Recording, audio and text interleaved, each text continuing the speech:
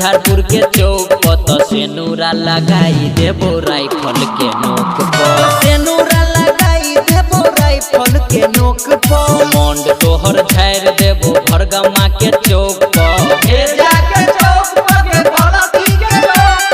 सेनुरा लगाई देबो राइफल के नोक पर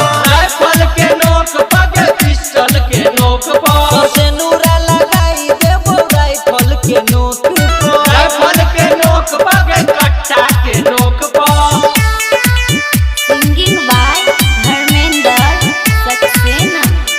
सेनुरा लगाई देबो राइफल के नोक पर राइफल के नोक पर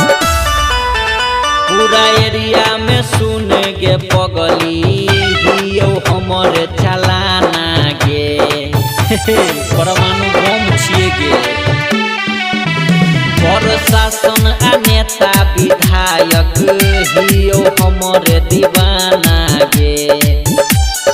भगदड़ मचाई देबो सहरसा के चौक पर बलुआहा के चौक पर सुपौल के चौक पर सेनुरा लगाई देबो राइफल के नोक पर राइफल के नोक पर पिस्टल के नोक पर सेनुरा लगाई देबो राइफल के नोक पर राइफल के नोक पर कट्टा के नोक पर।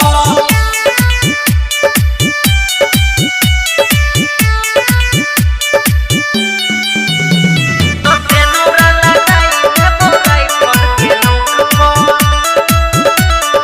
राइफल के नोक पर छाती में पावर गे एतना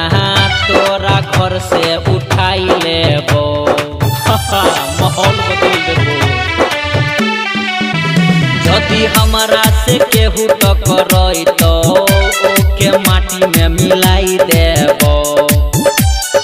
धर्मेंद्र सक्सेना बात करतोगे झोंक